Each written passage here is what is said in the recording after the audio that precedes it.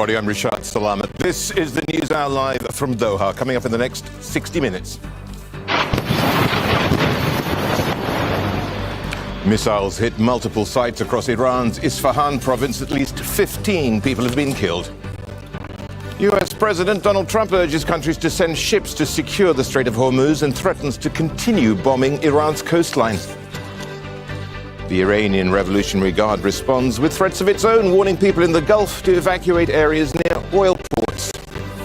Israel has launched fresh strikes in southern Lebanon, killing 4 people in Sidon. More than 800,000 people have been displaced since early March.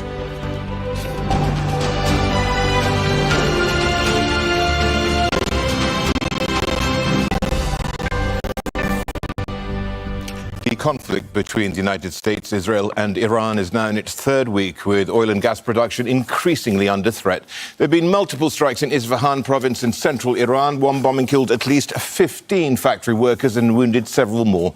A Revolutionary Guards command centre has also been targeted.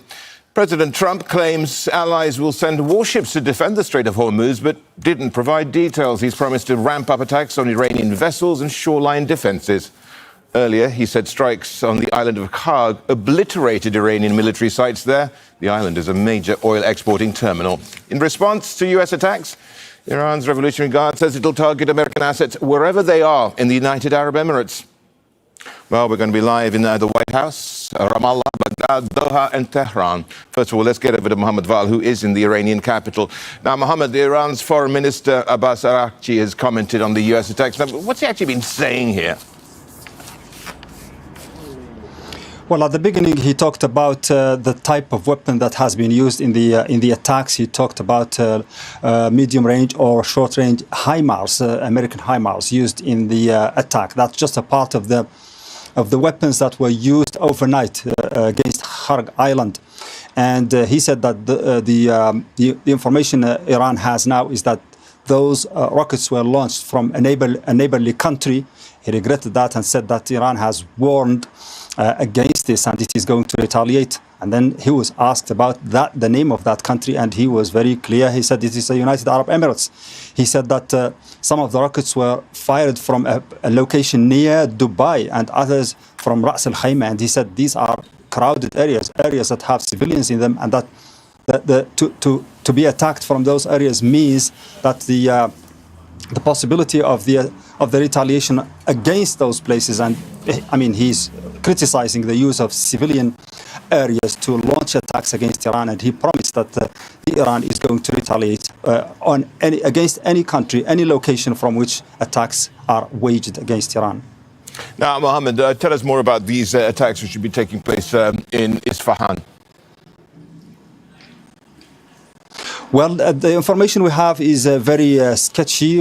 15 people have been killed in an industrial zone in Isfahan. Isfahan has been at the receiving end of strikes almost every single day since the beginning of this war. We know the strategic importance of Isfahan because it doesn't only include a lot of industries and facilities, military and otherwise, but it has also some of the nuclear sites there in it, and understandably the Americans and the Israelis, one of their main targets in this war and goals is to destroy the nuclear infrastructure in Iran. So we don't know the details of what happened in Isfahan except the death of those 15 people. But we also know that Bandar Abbas has been bombed, Sirjan in Kerman province, Tabriz, and also Tehran. As usual, Tehran has received a lot of bombing over the last 24 hours. Maybe less today than overnight, but it happened. And there are reports of a drone that has been downed in the skies of Tehran during the afternoon. So the battle is on. There is no let up in the attacks on Iran, and also Iran is talking about retaliations and is continuing to launch missiles against targets in Israel and across the region. Mohammed Val there in Tehran. Well, Donald Trump has posted to Truth Social commenting on the situation in the Strait of Hormuz. He says the United States will be bombing the hell out of the shoreline and continually shooting Iranian boats and ships out of the water. One way or the other, we will soon get the Hormuz Strait open, safe and free. Well, Al Jazeera White House correspondent Kimberly Halkett joins us now. Donald Trump also writing, quote, hopefully China, France, Japan, South Korea and the UK and others will send ships to the area so that the strait will no longer be a threat. It seems like there's not really a plan here. Is there one? It seems like if there is a plan, that it's being assembled on the fly. Or what Donald Trump often tries to do is use his social media postings as a way of floating an idea, suggesting that this is what needs to happen. There are a couple of reasons why he might be doing that. First of all, this is very expensive for the United States. So if he is able to broaden the coalition, there will be others that will pay for it. And that includes China. There's no question that this is strategic. When the U.S. president mentions that China should also be involved in defending the strait, the reason is because we know that China depends a lot on the importation of oil from the Gulf region. And so as a result, the message the U.S. president is trying to send is that any country that is in some way using or benefiting from the Strait of Hormuz being open should also bear the costs of defending it. Kimberly, Trump has also been saying that Iran has been totally decapitated and also writing it's easy for them to send a drone or two, drop a mine or deliver a close-range missile somewhere along the Strait of Hormuz, no matter how badly defeated they are. Is that a signal from him saying that Iran's likely to remain a threat for the foreseeable future and perhaps things not going as completely the direction that he wanted? There's no question that's exactly what he's saying. And we've seen this before. The U.S. president, when he's commented in the past about Iran's capabilities, he's talked about the United States military obliterating, totally destroying, but at the same time cautioning Iran if it takes further action, which of course signals that Iran still has military capabilities, despite Donald Trump's claims that those same capabilities have been totally destroyed. Now, in this case, when it comes to the Strait of Hormuz, what the Iranians have been able to do successfully is to continue to pose a threat, just the threat of damage, that there could be some sort of asymmetric action by the Iranians, whether it be drones, whether it be mines, whether it be missile strikes. Just that fear of the United States that these ships going and traversing through the Strait of Hormuz could be affected, in fact, is keeping the U.S. military hostage. And it's costing U.S. taxpayers billions of dollars a day. And so as a result, this is weakening the United States, something the U.S. president is trying to say is not occurring. Kimberly Halkett there for us at the White House. Well, Israeli forces also continuing to launch airstrikes on several areas of Lebanon. Most attacks on Saturday night are focused in the south of the country, with the army claiming it's targeting locations linked to Hezbollah. This is the aftermath of an Israeli attack on the town of Ghasanieh. Video from the scene shows a building completely destroyed and debris scattered into nearby property. Now, in nearby Sidon, 4 family members were killed in an earlier Israeli airstrike. The attack targeted a specific house and sparked a fire on the second floor. A relative says no one in the family was part of any political party. Well, the United Nations Secretary General is in Beirut, and of course Beirut has been under repeated Israeli attack. During a news conference, Al Jazeera's Bernard Smith asked Antonio Guterres about the legality of Israel's forced evacuation orders across Lebanon. As a matter of fact, evacuation orders in a situation where so many vulnerable population exist in the areas that are asked to be evacuated does not create enough security for civilians. And whatever does not create enough security for civilians inevitably becomes in violation of international humanitarian law. The protection of civilians is the maximum responsibility of any country at war. And it applies in Lebanon today as it applies everywhere in the world. As Israel expands its attacks across Lebanon, there are now fears of an escalating ground invasion. Zaina Khoda reports from Beirut. Israel is warning this is just the beginning. There's been hundreds of airstrikes in multiple locations. Nearly 1,000 people are killed. Civilians are not spared in what Israel calls its war against Hezbollah. Week 2, and the toll keeps climbing. 2,000 people have been wounded, more than 300 of them children. When the missile came, it shook the building. It hit our neighbours. The glass, stones, and everything fell on us. Doctors are concerned about dwindling resources with the mass influx of casualties while treating chronic and other conditions. This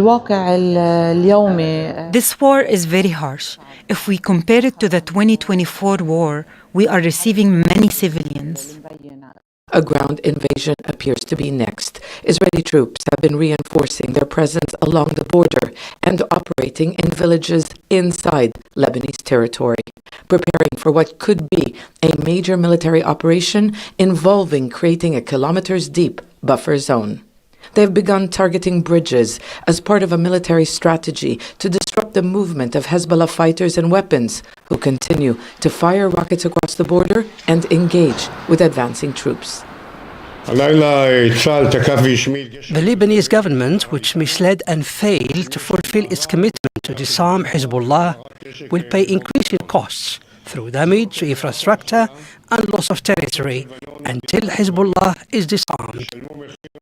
International aid agencies are warning Lebanon is facing unpredictable challenges as conflict, mass displacement, and the lack of humanitarian resources converge.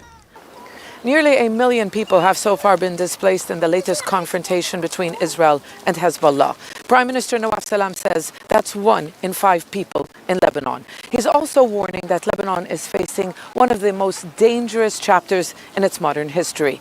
The government and the army are under Israeli and U.S. pressure to confront Hezbollah. Doing so could lead to sectarian strife. Hezbollah is still defiant, warning Israel it is prepared for a long confrontation. But this is coming at a cost for a nation where many have still not recovered from the last war 2 years ago. For Mohammed Ta'i, he has already lost it all. 4 daughters, his mother, brother, brother-in-law, and nephew killed in one strike in southern Lebanon. The Israeli military comes out every day saying that it's striking infrastructure. Is this the infrastructure? I've lost my 4 daughters. The eldest was 13 years old. The youngest was 6. My nephew was 12. My brother was killed. My mother was killed. My father and my brother-in-law were killed.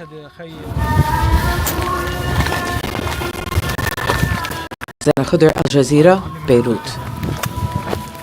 Well, more Israeli military movement has been seen in southern Lebanon. Several tanks have been moving around the border area between the two countries on Saturday.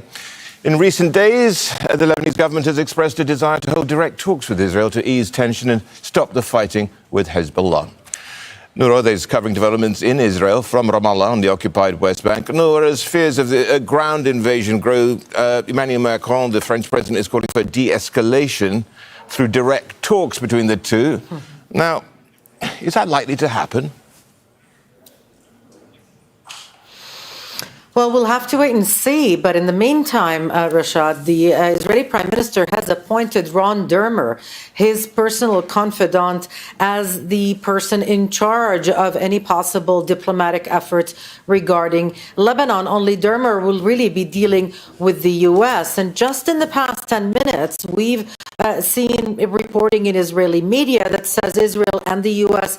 are considering a proposal by France that to reach a ceasefire agreement in Lebanon that would include Lebanon's recognition of Israel. Now, we do not have Lebanese or French confirmation for that matter, but that would be a dramatic offer, something that Israel has not had before, and it may influence its discussions tonight on deploying troops and occupying 10% of Lebanon all the way to the Litani River. In the last hour or so, Iran has said it's launched a new wave of missiles towards Israel. Now, that's after emergency services were deployed to the southern city of Eilat. Now, local authorities and media reported an Iranian missile strike. Explosions also heard over the central part of Israel. Multiple attacks also targeting the central part of the country overnight. Debris falling from intercepted missiles damaged vehicles and buildings. The thing is, it is very hard to really ultimately see what the extent of the damage is here because of strict military censorship in Israel. What do we know? Indeed, and the only reason we've been able to see what happened in Eilat today, the damage to up to 10 different sites in that strategic coastal city, Rashad, is because people broke the censors' a veil of secrecy, so to speak. There was no way to hide all of those impact sites and to hide all of that reaction. Jordan, the Jordanian city of Aqaba is also close by, and plumes of smoke were seen. So there's a little bit of challenge to that military censors blackout for all intents and purposes. But we also saw impact and damage reported in central Israel, in the larger Tel Aviv area, even in areas like Lod and also closer to western Jerusalem.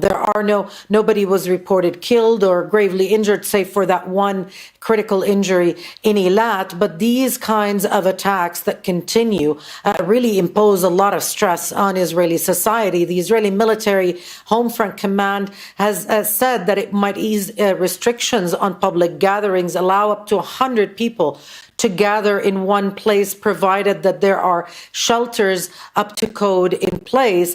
That seems hard to wrap one's head around, especially when you take into account that in the north, in northern Israel, the sirens happen in 30-minute or 1-hour intervals. It's difficult to see how life can resume, how school can resume in those circumstances. But we'll see in the coming hours how things develop. No thanks, Noorode, there in Ramallah. All right. Well, Iran has been threatening port areas within the United Arab Emirates, labeling them as legitimate targets. It's warned people in the UAE to evacuate locations near Jabal Ali Port in Dubai, Khalifa Port in Abu Dhabi, and Fujairah Port. Earlier, smoke was seen rising from Fujairah Port after a drone attack. It is one of the largest oil facilities in the Middle East. It's also an important location for refueling ships.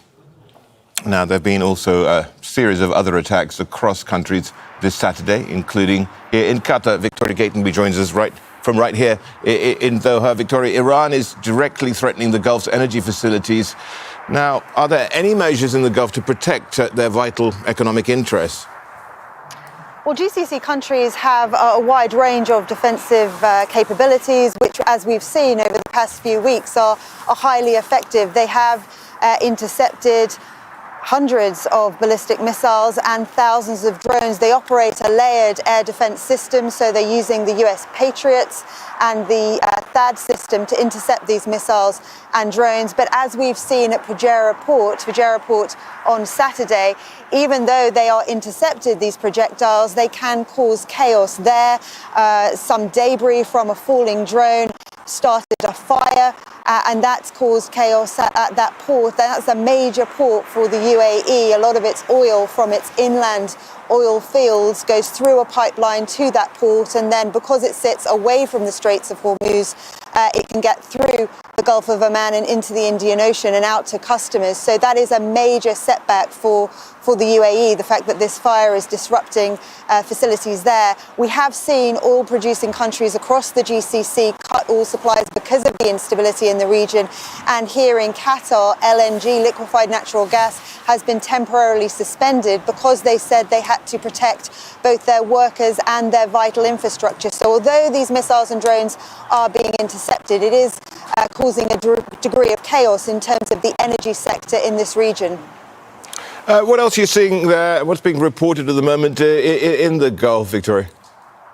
Yes, as we speak, there are sirens sounding in Kuwait in anticipation of an attack there. In Jordan, in the north of Jordan, in the city of Irbid, they say that city is under attack at the moment. And in Saudi Arabia, they say they have intercepted at least 20 drones and 1 ballistic missile in the past 24 hours. Most of those drones were targeting the eastern provinces of that country, but 2 targeted the empty quarter. That's where the Sheba oil field is. That has been consistently targeted by the Iranians over the past week. It produces about 1 million barrels of oil a day. It's run by Saudi's Aramco. So, you know, these missiles and drones are being intercepted, but it's causing a degree of problems for the GCC. And although countries here are calling for de-escalation and dialogue, these attacks seem to keep on coming from Iran. Victoria, thanks. Victoria Gatenby right here in Doha. Let's move to what's been happening in Iraq, with the U.S. embassy there advising its citizens to leave the country immediately. Officials warn there is a significant threat posed by Iran-aligned terrorist militia groups. The embassy compound in the capital was hit by missiles earlier Saturday. Another American-linked location near Baghdad airport was also targeted by a drone attack. Mahmoud Abdulwahid is in Baghdad. Mahmoud, what have you been able to find out about the attack on the U.S. embassy, and, you know, what kind of damage and who's behind it?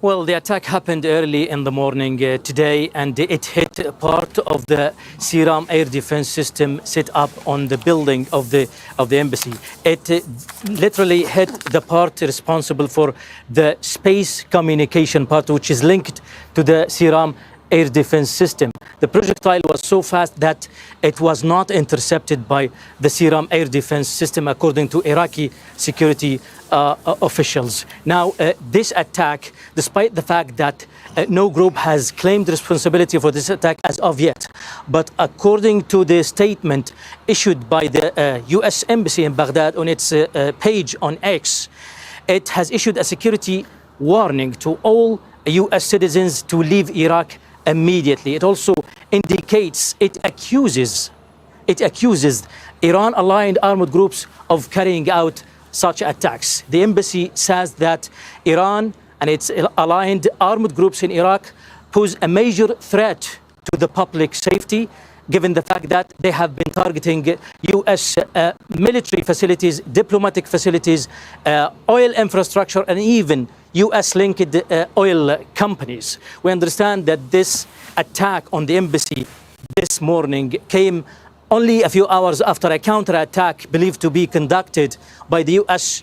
and Israel airstrike that killed 3 pro-Iran military commanders. Now, this incident or this development also coincides with other attacks by drones targeting Baghdad International Airport, namely the Victory Base, which has a center for diplomatic support, which is also belonging to the U.S. Embassy. So the situation is escalating, also given the fact that there have been incidents in the Kurdish region as the IRGC, the Iranian Revolutionary Guard Corps, as well as the Iran-aligned armed groups in Iraq have been targeting, carrying out attacks against U.S. facilities there and also other foreign facilities in the Kurdish region. Mahmoud, very quickly, it's not the only diplomatic facility to be attacked. The UAE says its consulate in Erbil came under fire too. And do we know more about that?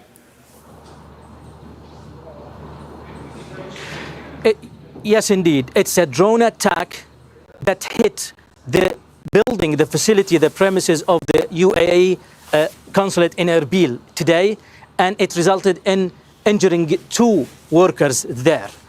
No group has claimed responsibility for this attack also, but we understand that Iran-aligned armed groups, along with the IRGC, have been targeting or carrying out attacks to target the consulate of the UAE before, because they both believe that the United Arab Emirates is collaborating with the United States and Israel against Iran. In fact, they say that the United Arab Emirates is facilitating this military campaign by Israel and the United States against Iran.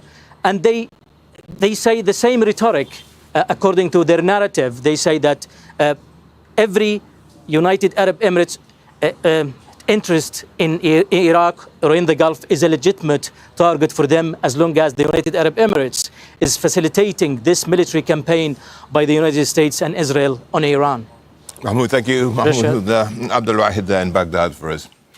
Well, in the studio for us is Mohanad Saloom. He's an assistant professor of international politics and security at the Doha Institute for Graduate Studies.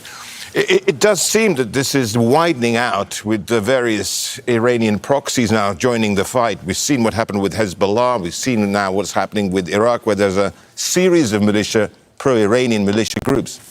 Well, indeed, I think what is happening is part of a larger strategy, Iranian larger strategy in the region to widen the conflict with the hope that this would put more pressure on the U.S. and Israel.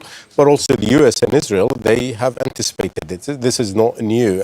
They knew this from last June, and they have already, I think, put a lot of pressure on Lebanon, as we hear the news coming from Lebanon that the Lebanese government has already taken steps in the direction of controlling Hezbollah actions and also probably having France intervening to limit the impact of the Lebanese front. In Baghdad, what we are seeing here is Iran knows that it has a reliable partner in Baghdad, and that is not only the militias that are launching attacks against U.S. interests. But then why attack Western Baghdad interests. airport? Because they're not attacking the airport itself. They're attacking the Victory Base, which is basically a security support base to the diplomatic missions inside the Green Zone, the international zone, where the U.S. Embassy and other embassies are based. It's a very small base. It's not a military base per se. It's basically a security base that is providing support to the U.S. So, we've got Hezbollah and we've got these various militia within Iraq. When does the Yemeni proxies get involved in all this? It seems to me that this is the next stage. Iran is basically saying that we have, the proxies in Iraq, the militias in Iraq, and also we have the Iraqi government support in Iran. The prime minister and key Shia figures, Shia political party figures, they are supportive of Iran. They have offered condolences and support for the new, supreme leader, as well as, they condemned the war against Iran. So they know that they have support there, and they want to raise the cost for the U.S. in the region and also for the U.S. allies, because they are attacking the UAE consulate in Erbil, and they are attacking also Kurdish parties, Kurdish installations, and other forces such as the Italians and the French. Basically, what they are saying is that we have allies in the region. We can raise the cost against the U.S. and Israel, and we can widen this war to be regional, and that, a war that nobody wants. But it seems also the U.S. has its own measures. So they could, in effect, create two choke points. Just, you've seen what's happening with the Strait of Hormuz. We're seeing then possibly the Red Sea as well could come into play here. But let's talk about the Strait of Hormuz a little bit. I mean, there's no evidence of there being any mining, given a couple of ships have been allowed through with Iran's blessing, and they wouldn't do that unless there were mines, surely. Yeah, there are So is it about making it de facto closed by putting up insurance costs to the point where it's prohibitively expensive? Exactly that. And so what Iran is doing is that they're trying to use this strait not only to block it, but also to control who is allowed to go through it and who is not.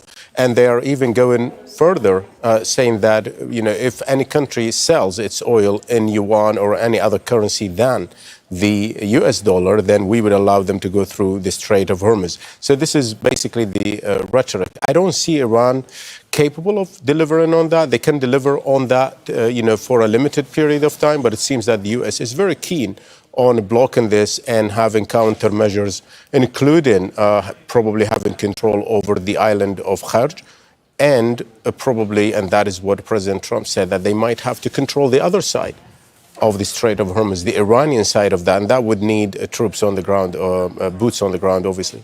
Yeah. Now, the other thing is, there's a lot of talk about, how many missiles does Iran actually have? And if the missiles get depleted, could they widen the war even further by terrorist attacks around the world on Western cities? That's one part of it. And the other thing is, how many missiles do they have? Because they've got, you were telling me earlier, these huge missile cities as such. Tell us a bit about that. Well, they do have these. I think what matters is not the number of missiles.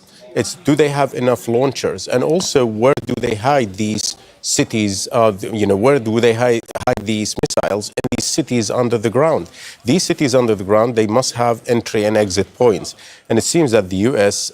is having full understanding of the locations, the layout of the map of these cities, and they're trying to control them. The U.S. claims to have neutralized and destroyed many of these missiles launchers, and I think that is being felt. Iran, what they're doing is basically they're sending more, in terms of numbers, attacks, but not more missiles. The number of missiles being launched against Israel, against GCC countries, have decreased over the last few days. And I think that is indicative. That confirms what the U.S.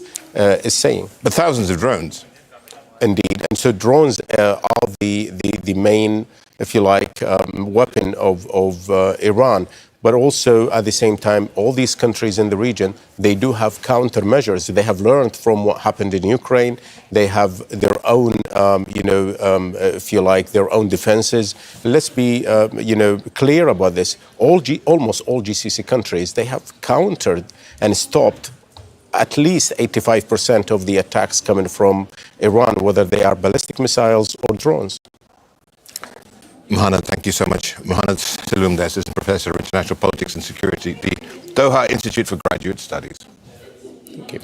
Well, Turkish Foreign Minister Hakan Fidan says that Iran has denied responsibility for missiles fired toward Turkey. He adds that Ankara is discussing contradictions between Tehran's statements.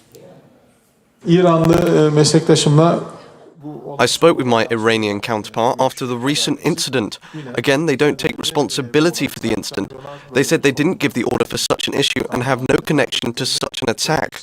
Of course, there are technical aspects and other issues on the ground. Frankly, we are talking to them at different levels, at the military level and at our level, regarding this contradiction between their statements and reality.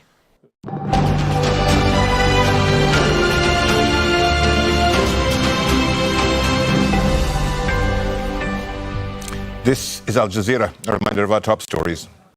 There have been multiple strikes in Isfahan province in central Iran. One attack killed at least 15 factory workers and wounded several more. A Revolutionary Guards command center has also been targeted. Iran has issued a warning to residents to evacuate 3 ports in the United Arab Emirates: Jabal Ali in Dubai, Khalifa in Abu Dhabi, and Fujairah. A drone attack was already intercepted at Fujairah earlier Saturday, which sparked a fire at an oil facility. President Trump says American forces will ramp up attacks on Iranian vessels and secure the Strait of Hormuz. Earlier, U.S. forces launched strikes targeting military sites even on the island of Karg, which is a major oil hub. Al Jazeera's Julia Daiga now explains the significance of Karg Island. Karg Island is located around 25 kilometers off Iran's southern coast. So why is it so important? Well, around 90% of Iran's crude oil exports pass through this island that's handling around 1.5 million barrels of oil per day. That equates to around 1.5% of global oil production. The island is essentially a terminal. Let's take a look. It's surrounded by deep waters and long jetties. What does this mean? Well, supertankers are allowed to dock safely and transport the crude. Then they move through the Gulf and the Strait of Hormuz towards Asian markets, and mainly China, which is one of the largest buyers of Iranian oil. The island also has a strategic airport, which you can see here.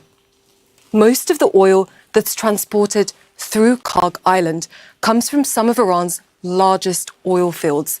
That includes Ahvaz, Maroon and Gatsaran fields, and they're transported through a network of underwater pipelines. But the island is also crucial because it can store large amounts of crude oil, and it's estimated that they can hold around 33 million barrels of oil. And we also know that over the past year, Iran has been working to grow its infrastructure on the island. The US says it's conducted strikes targeting key military facilities on the island, but President Donald Trump has already threatened a possible attack on its oil infrastructure. If this was to happen, it would be a huge blow to Iran's already devastated economy and its post-war recovery, and it could send global energy prices spiking. Well, let's get over to Washington. Matthew Reid is there. He's Vice President of Foreign Reports. It's an energy consultancy specializing in the Middle East. Thank you for joining us, Matthew. Now, an attack on the oil facilities of Karg could really have repercussions for the oil market. Absolutely. Kharg Island is really the beating heart of Iran's oil industry. To attack those facilities would invite Iran to do the same in kind, or at least step up attacks around the Gulf. Now, the thing about that is that we've got, at the moment, an oil price, $100 a barrel or thereabouts. Is it, at the moment, a bit slow in terms of reacting and pricing in what's happening and the repercussions down the line of what may well happen? Well, it's definitely a process. I mean, for the first week of this conflict, oil prices jumped, but they also were volatile. So we were up some days, down other days, overreacting to headlines, undershooting others. But certainly the direction we're headed in is up. The longer this drags on, the harder it will be to try to find alternative sources of the oil the world needs. Right now, we're talking about at least 10 million barrels a day that is now stranded in the Gulf. That's just crude oil. Add to that over 4 million barrels a day of refined products that would be sold beyond the strait. And then something like 11, 12 billion cubic feet per day of LNG, for which there's really no easy replacement for.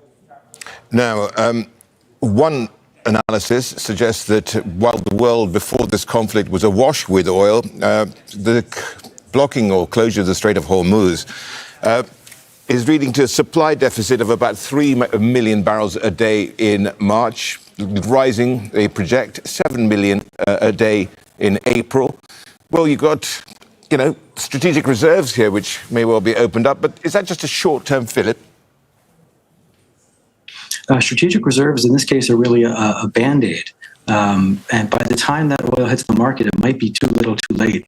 Remember that the big headline this week was that 32 members of the IEA, OECD countries in the West and some others, decided that they were going to release something like 400 million barrels of crude oil. The problem, though, is that as big as that number sounds, it's not that much if you consider the fact that that oil is not going to arrive in the market all at once or quickly. It is going to trickle out when what we're seeing in the Strait right now is a massive, massive disruption. Yeah, it would not surprise me at all if a few months from now, if nothing changes, if we stay down this path where neither side is looking for an off-ramp, both sides are potentially escalating. It might not be too long until we are talking about more strategic releases later this year. The thing here, Matthew, also is that it's probably easier to turn the tap off than turning a tap on again, and it would take time even then for that oil to hit the global markets. If the conflict magically stopped today, if Trump declared victory, if the Iranians announced a ceasefire, said they were no longer going to target ships, we would be weeks or maybe months away from normal.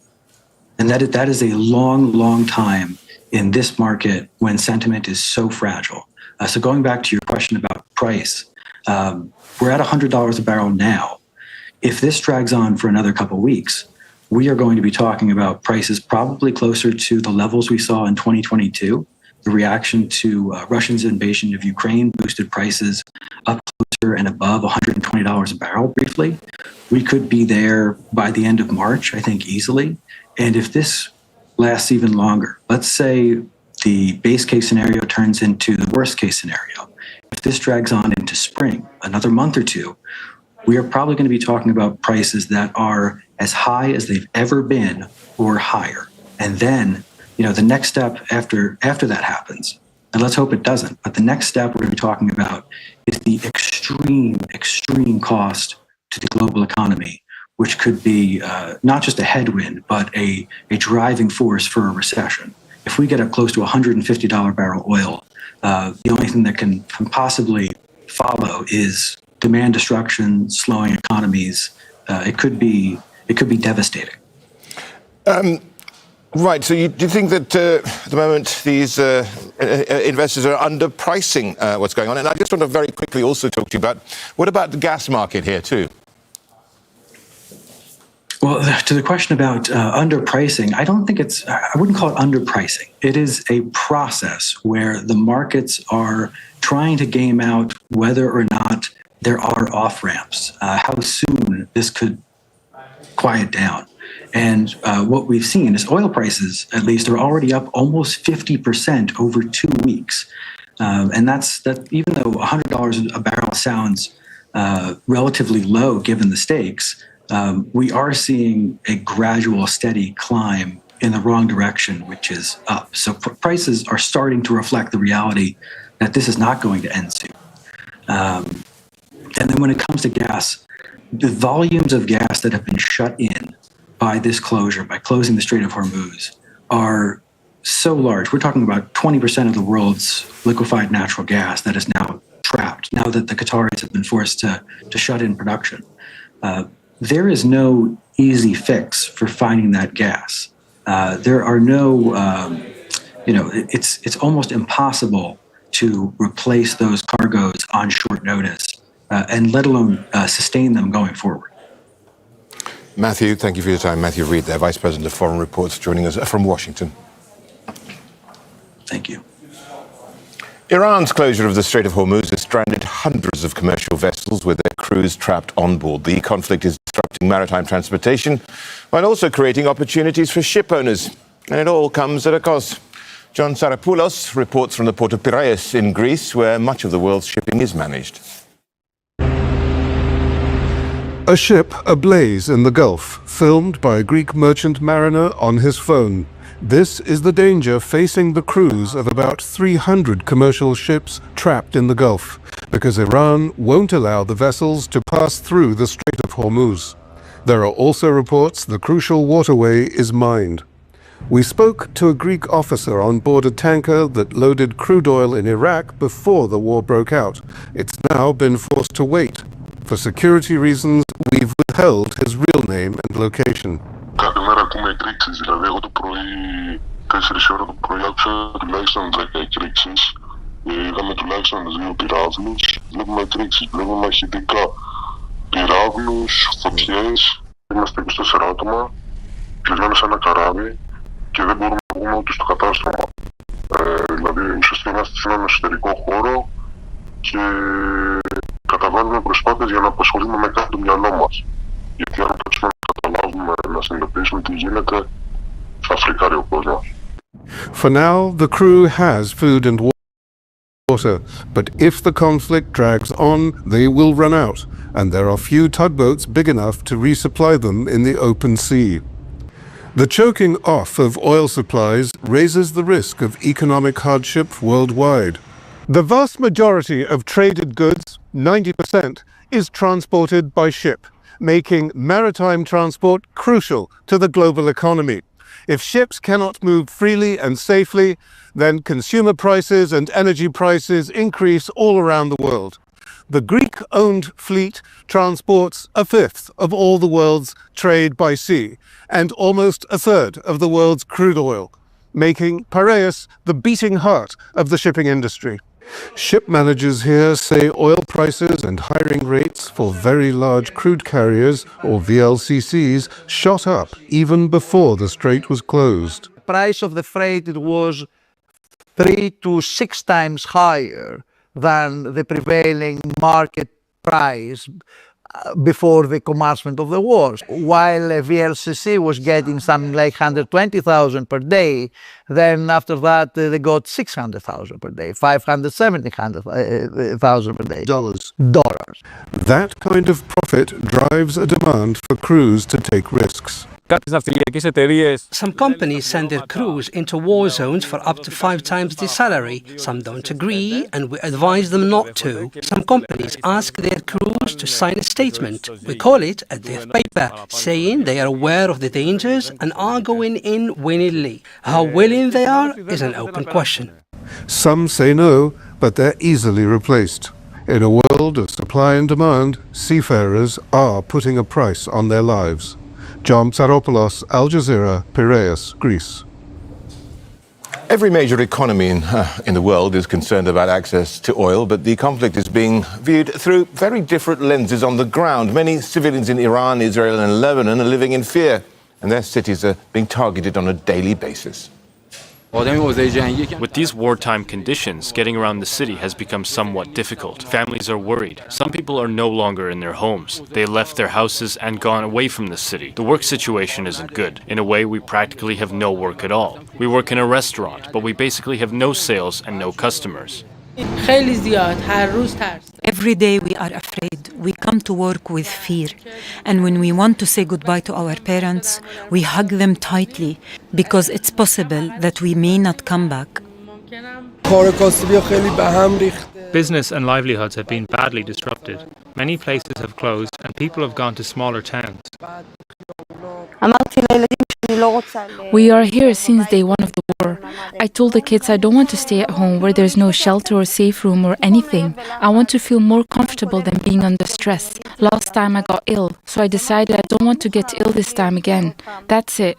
So we bought a tent, especially for this, and we came here. I'm not telling them what is going around in the war. Also, I don't watch the news. I don't care. I don't want to hear. I don't like politics. I want peace. That's it. It's winter and we have nowhere to go. We don't have any place to stay, and now the rain is falling on us. Everyone says they are helping, but they are lying. There's only little food they bring. They take themselves and leave. Other than that, there is nothing. No medicine, nothing. No force that can take us and move us to a safe place. We are not safe here at all. The backlog of travellers unable to transit through the Middle East is growing. In Thailand, it is the world's most popular tourist destination. More than 400 flights have been affected, disrupting the holiday plans of tens of thousands of people. From Bangkok, Tony Cheng has this. It was supposed to be a couple of months' escape from the bleak British winter for Sam and Mark. Instead, they're now worrying about how to get home. Their original flight through Doha has been cancelled, and they've no idea when a new seat will be available. The frustration mainly is through the communication, and I would have thought since COVID they might have had a better contingency plan in place.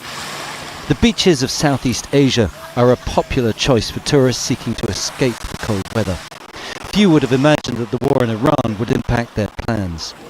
But 20,000 flights have been cancelled globally in recent weeks, leaving more than 400,000 people stranded. Hi everyone, update on Brits stuck in Thailand. Many passengers, frustrated by the lack of information from airlines and governments, have turned to social media. Right now there's a lot of misinformation circulating. The media are saying a small number of flights are leaving Doha and Abu Dhabi, but if you actually check the departure boards in the airport, transit flights remain cancelled. The Thai government's offered financial assistance to some passengers, but stiff requirements mean few will qualify. Visas will be extended, they say, but information is scarce.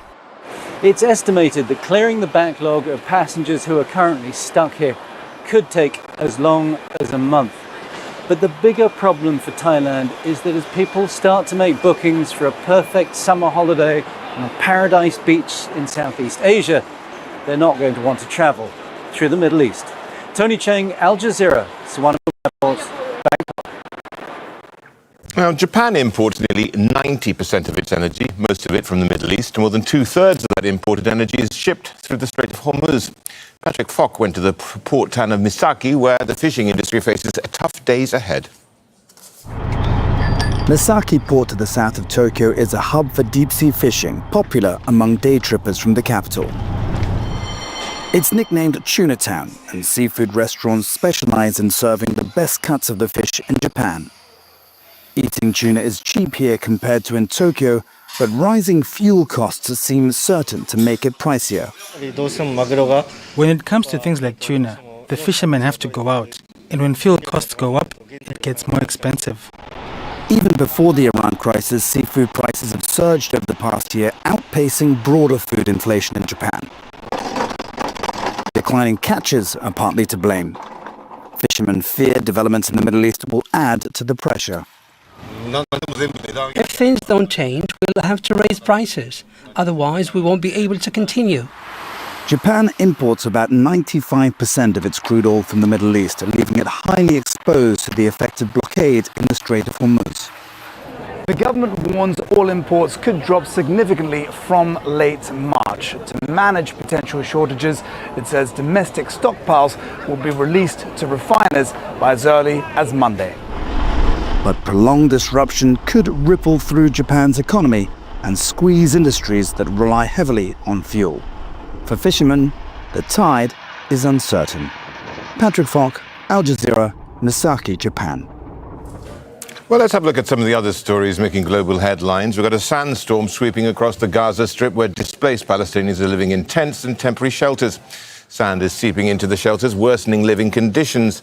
Health warnings have been issued and the storm is expected to continue into Sunday. Hani Mahmoud has more from Gaza City. Just to remind our viewers that the past 2 years, Palestinians spent their time battling crises on multiple fronts, from the bombardment, the devastation, the famine that is spread everywhere, to the harsh realities of displacement. And today they are battling with forces of nature. What we're looking at today is a very powerful sandy storm. In fact, I'm going to step out of the frame just to show you the extent of the storm that has started to pick up. The wind is very, very strong, but it's adding another layer of hardship for Palestinians already struggling with the consequences of months of war and displacement.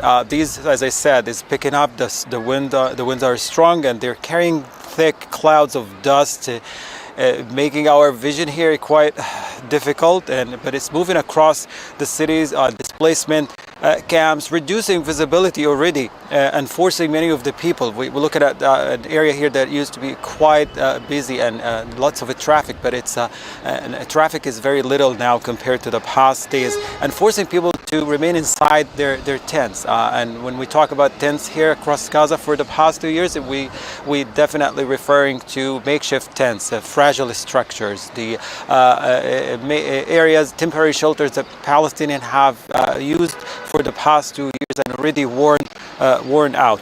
And already the storm is sending sand and dust into these shelters, making daily life very, very difficult, especially for children. We think of the little ones, we think of elderly, we think of those with medical complications. For example, respiratory conditions are already reported inside the hospital. So at this moment, what we're looking at is just life is becoming more difficult, and the storm is not just uncomfortable, but it's a reminder of how fragile the living conditions remains across the Gaza Strip.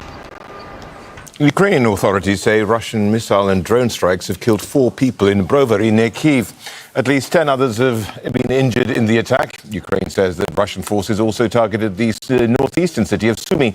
Kyiv added that it has struck an oil refinery in the southern part of Russia in its Krasnodar region. Nigeria is facing a hunger crisis. Attacks by armed gangs have displaced many farmers and droughts have severely reduced food production. A weak currency and international aid cuts are making the situation worse. The government is distributing food parcels, but analysts warn that it's not a long-term solution. Ahmed Idris reports from the capital, Abuja. At markets like this, smaller purchases are evidence of the difficulties Nigerians face every day. Many food items remain out of reach for families. If you want to eat 3 times in a day, you may not have a save. A save is at the end of the month, so we just try to manage ourselves with the little that we are having. Traders say they aren't to blame. High transportation and other costs are responsible for high food prices. Analysts warn the agriculture industry is in crisis. Attacks by criminal gangs have forced thousands of farmers off their land, and the cost of seeds and equipment are beyond the reach of those who remain. At the same time, prolonged drought and extreme heat are leading to smaller harvests and herds of livestock, reducing food supplies even further. Recently, we have noticed that farmers are now reluctant to go back to the farm to grow, especially in this dry season, simply because the dry season agriculture is more expensive. Aid agencies warn about 35 million Nigerians, mostly in the north, face severe food shortages. Humanitarian aid cuts have worsened the situation. In Africa's most populous country, the consequences of inflated food prices stretch far beyond empty plates. When families or households spend nearly everything they earn just to eat, school fees, rent and healthcare quickly become unaffordable. Although official data shows food inflation has fallen to single digits for the first time in 14 years, the relief is barely evident. Because Nigeria imports much of its food and equipment needed to grow it, A devalued local currency has pushed up prices while reducing people's purchasing power. Across the country, families are coping the only way they can. Smaller portions, skipping meals, and turning to cheaper, often less nutritious food. The government is stepping in, distributing staples such as rice and maize. The only option for us is to ensure that our people, especially vulnerable and less privileged, have something to take for their needs of day-to-day needs of their lives. But analysts say although such intervention helps, it's not sustainable. Ahmed Idris, Al Jazeera, Abuja, Nigeria.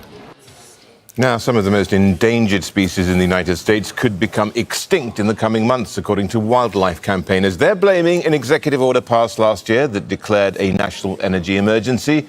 And it's a particular worry in Texas, where many businesses rely on the area's rich biodiversity. Phil Lavelle reports from Aransas on the Texas Gulf Coast. AI is the future. Will it make them a thing of the past? The whooping crane, or the whooper, is one of the world's rarest birds, virtually extinct, and campaigners say this could finish them off. We'll also declare a national energy emergency. That energy needed for vast AI data centers, the military, factories, and farming, what the president calls the Great American Comeback. And the knock-on effect, a different potential emergency right here on the Texas Gulf Coast. Home to critically low numbers of the whooper and several other endangered species, putting wildlife and Washington on a collision course. At the heart of this is the Endangered Species Act, which has saved 99% of species under it since the 1970s. Now, President Trump's executive order rolled back some of those protections, prioritizing energy production over crucial habitat preservation. It all ties into a big election promise. We will drill, baby, drill. And there is a lot of drilling to be done here in Texas. Some conservationists are calling this a dumpster fire. They're not holding back. Is that a fair assessment? I'd say no, especially here in Texas. We've been producing oil with these cranes the whole time. Let's see. Tour guide Tommy relies on the wildlife. If the birds die, so does his business. But he's optimistic. I'm not concerned here, just because we've been doing it so long, and everything's in sync. And as you can see, they're doing well. There is an important word here, and that word is harm. Previously, destroying a habitat was classed as harming the animal, which is illegal. But the executive order has changed the definition. Harm now means to physically harm the animal. Basically, construction can destroy a habitat, but if it doesn't kill the animal there and then legally, that's okay. Well, not only would we lose the cranes, we'd lose our livelihood. Back on the water, we meet Kevin, another Texan who counts on the whoopers. He is concerned about what may be ahead. If he comes in October and his habitat is destroyed, the crane won't stay. And we've really poured everything into this for the last 23 years, so it would be devastating. This is the point in the report where we give you the energy industry's response, and there it is. There isn't one. Now, we did try. We reached out to multiple people, multiple bodies in multiple parts of this state, and nobody would talk to us. And remember, this is Texas. This is America's energy capital. There is no shortage of energy industry voices here. For now, the cranes are here, and their numbers have actually increased recently, but like so many species, their safety net is gone. If you dig something up or lay a board road, does it hurt a certain tiny species? Possible. But if you come back and fix it, they're probably going to be okay. America is hungry for power. Question is, who's paying for it? Phil Lavelle, Al Jazeera, Port Aransas on the Texas Gulf Coast. That's it for this news hour. I'm Rashad Salamat. We'll be back in a moment with more of the day's news.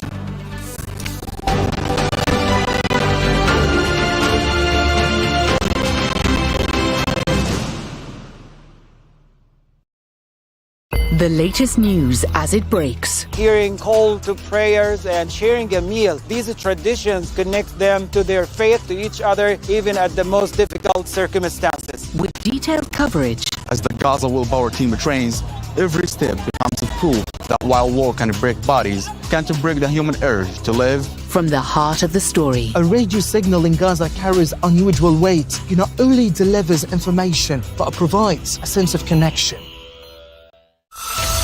We saw this exact same pattern happen in Gaza, the same lazy, flattened reporting that we saw in Gaza when it comes to the war on Iran. The Listening Post. decodes the media on Al Jazeera.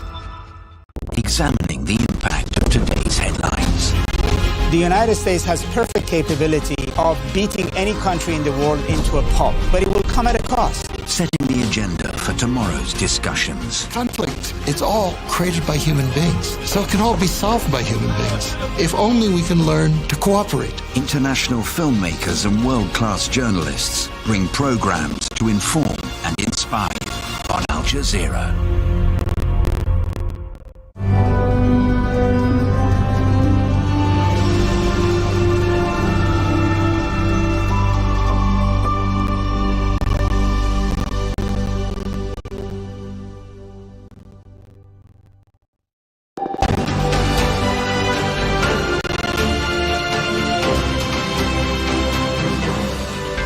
Hello everybody, I'm Rishad Salamat. This is Al Jazeera live from Doha. You're watching our extensive coverage of the war between the United States, Israel and Iran.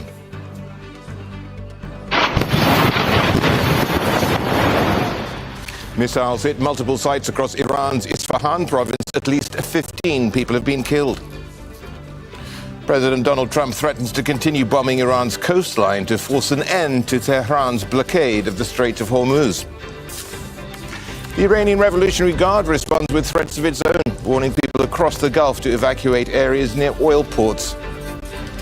Israel, meanwhile, launches strikes in southern Lebanon, killing 4 people in Sidon. There's growing concern of a possible ground invasion.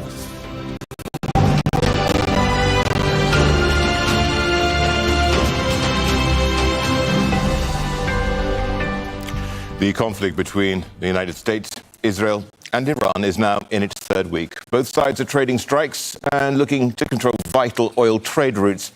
Iran says it launched a new wave of strikes toward Israel. Air raid sirens have sounded in several parts of the country, and explosions from interceptions have been heard. In central Iran, there have been multiple strikes in Isfahan province. One bombing killing at least 15 factory workers and wounding several more. A Revolutionary Guard's command center has also been targeted. President Donald Trump claims allies will send warships to defend the Strait of Hormuz, but did not provide details. He's promised to ramp up attacks on Iranian vessels and shoreline defenses. Now, in response to U.S. attacks, Iran's Revolutionary Guard says it'll target American assets wherever they are in the United Arab Emirates. We're going to be live from the White House, Ramallah, also Erbil, Doha, and Tehran. First of all, though, let's get over to Mohammed Val, who is in the Iranian capital. And now, Mohammed, we've had Abbas Araghchi, the Iranian foreign minister, commenting on the U.S. attacks. What's he actually been saying, and what's the subtext? Yeah, the foreign minister talked to an American media outlet basically about what happened in Kharag overnight. He said that the Americans used short-range HIMAR missiles and that they were launched from a neighborly, friendly country, a normally friendly country. And he was asked about that country, and he named it. He said it's the United Arab Emirates, and he made it specific that the 2 of the attacks were launched, one from near Dubai and one from near Ras Al Khaimah. And he said that those are populated areas, regretting that attacks on Iran happen and come from populated areas in the Gulf. And he said that Iran, there is the risk that Iran will retaliate, and of course will retaliate, and that this situation is very dangerous for the region. The subtext there is that, once again, a warning to the people in the region that they should try to get rid of those American bases and get rid of the American troops in the region. That has been a constant call by the Iranians here, and that has been presented as a condition for Iran to stop attacking those areas. I have also a tweet by Araghchi that came probably after his interview. He said, touted U.S. security umbrella has proven to be full of holes and inviting rather than deterring trouble. U.S. is now begging others, even China, to help it make Hormuz safe. Iran calls on brotherly neighbors to expel foreign aggressors, especially as their only concern is Israel. So it's very clear the narrative here in Iran is that there is no necessity for the countries of the region to be part of this war.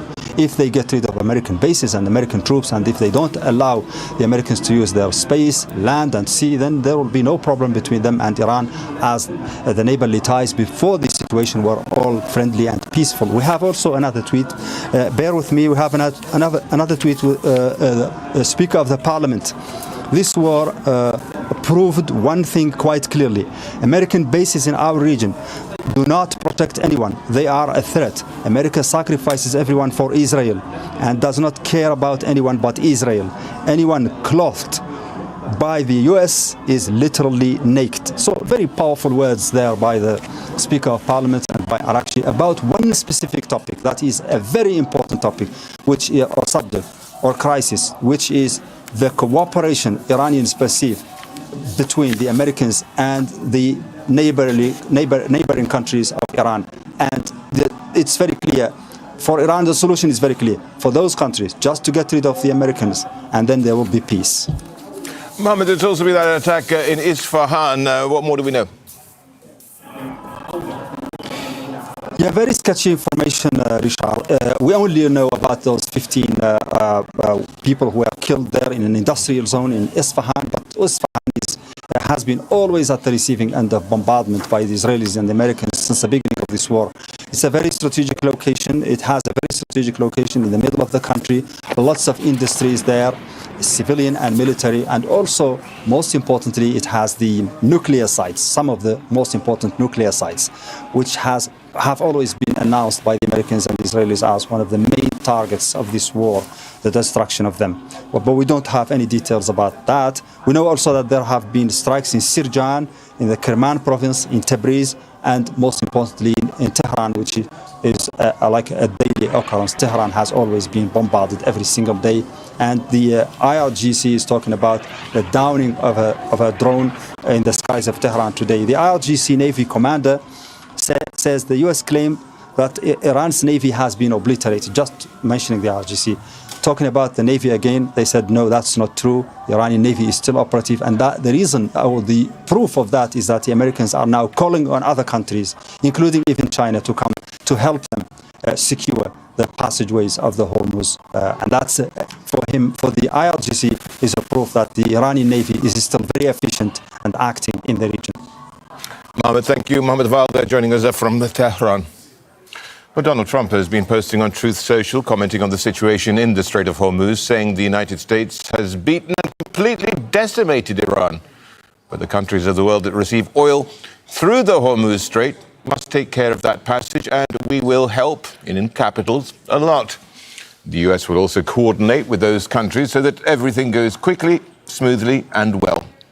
This should have always been a team effort, and now it will be.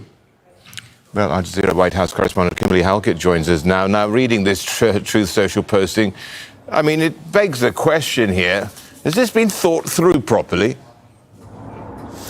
Well, you know what? It appears that Donald Trump has been thinking about this plan that he truthed about or posted about on his social media platform for several hours.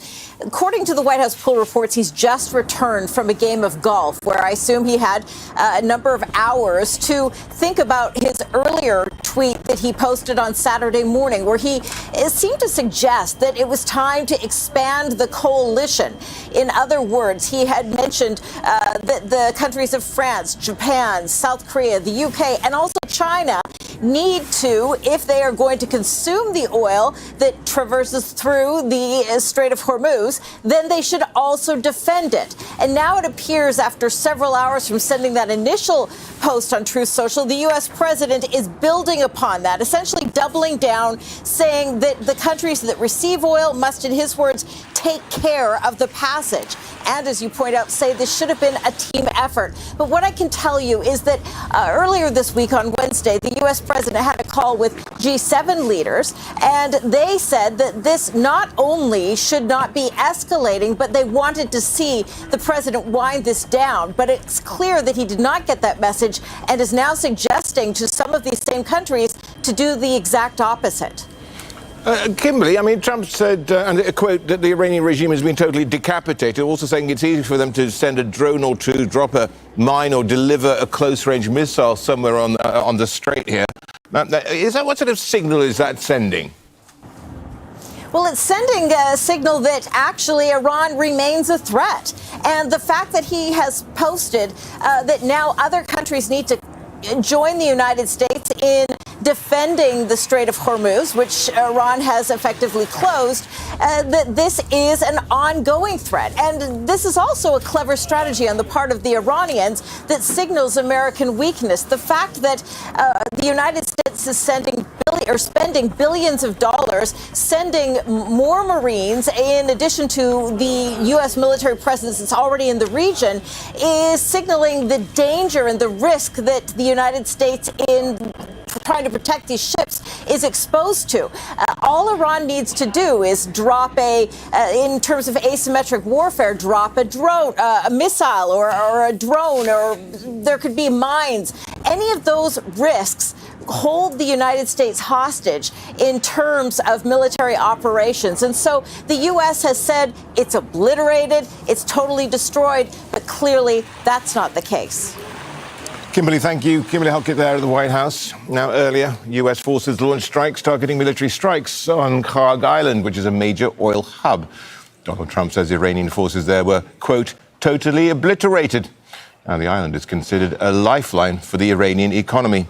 Let's indeed get over to Washington and join Sina Tusi, a senior fellow at the Center for International Policy. Thank you so much for joining us, Sina. Kharg Island was attacked. They attacked the non-oil bits of it and the IRGC facilities, but an attack on the oil facilities there would really be a game changer, would it not?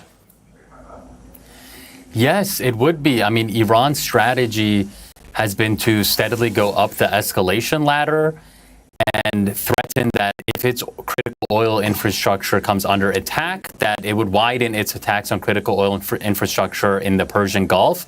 And we have seen that since this attack on the military facilities on Kharg Island, that this morning the Emirati Fujairah facility came under attack. And that just is signals that the Iranians are following through on that threat and that this continues to escalate with more devastating consequences for the global economy.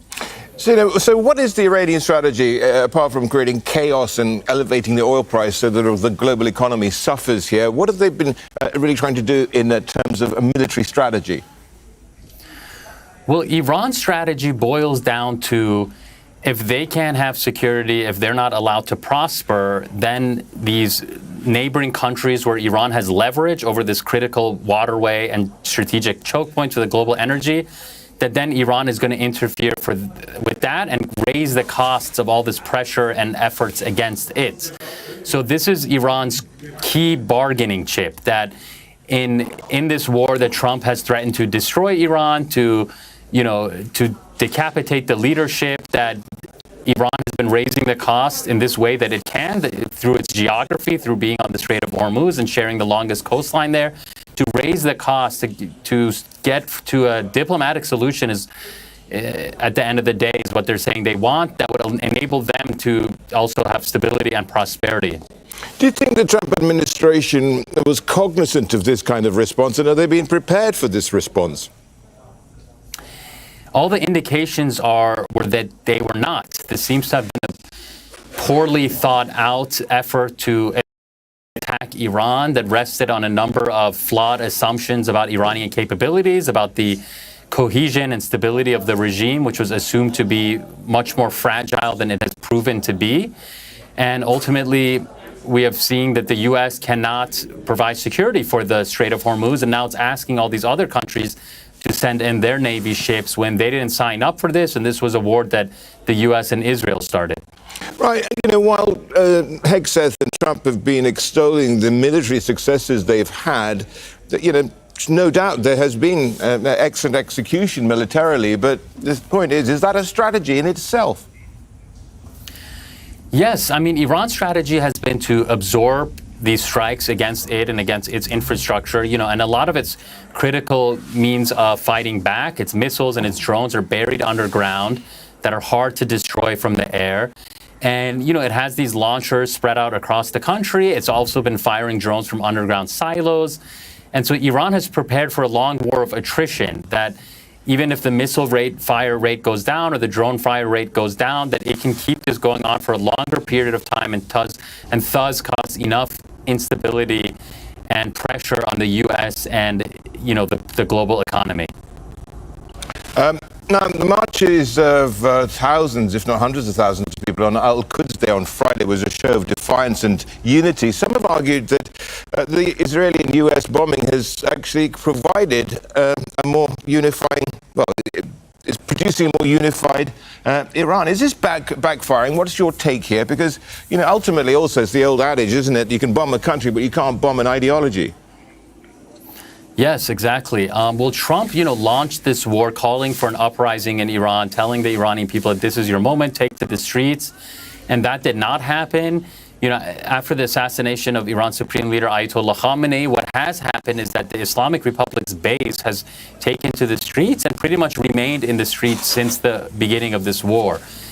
Across cities in Iran, including for the Quds Day demonstrations yesterday, when large numbers, the supporters of the system and beyond, I would say that you are seeing that beyond even the core base of the Islamic Republic, in this society that is polarized, that has suffered from severe repression, and in a broader context, the Islamic Republic has shed a lot of legitimacy in a context of this all-out assault that we are seeing a lot of Iranians, the base and, beyond that, have been in the streets. And yesterday, also notably, a lot of Iranian officials also came in the streets alongside many of these demonstrators. Sina, thank you so much. Sina Chusi there, joining us, Senior Fellow at the Center for International Policy. Thank you. Iran says it has launched a new wave of retaliatory missiles toward Israel. Earlier, local authorities and media reported a strike in the southern city of Eilat. Explosions were also heard over the central part of the country. Multiple attacks also targeted central Israel overnight.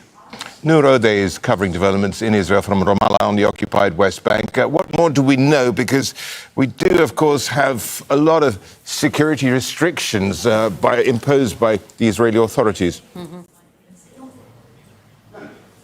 That's right. The Israeli military censor, Rashad, has kept a very tight lid on what is happening, to the frustration of ordinary Israelis and certainly of us journalists trying to tell audiences worldwide what is happening. Now, there were 2 attacks on Eilat, and they were really impossible to deny because of geography. Aqaba, which is a city on the Red Sea in Jordan, is exactly opposite to Eilat, and people saw plumes of smoke. And then residents there started posting videos about the damage caused in 10 separate locations in that city. Now, local authorities, medical authorities have said 7 people are injured, including one who's described to be in critical condition. But elsewhere, other salvos fired by Iran also caused damage to property and buildings, especially in the central area of Israel. This is the larger Tel Aviv area where you have military bases, you have the Ben Gurion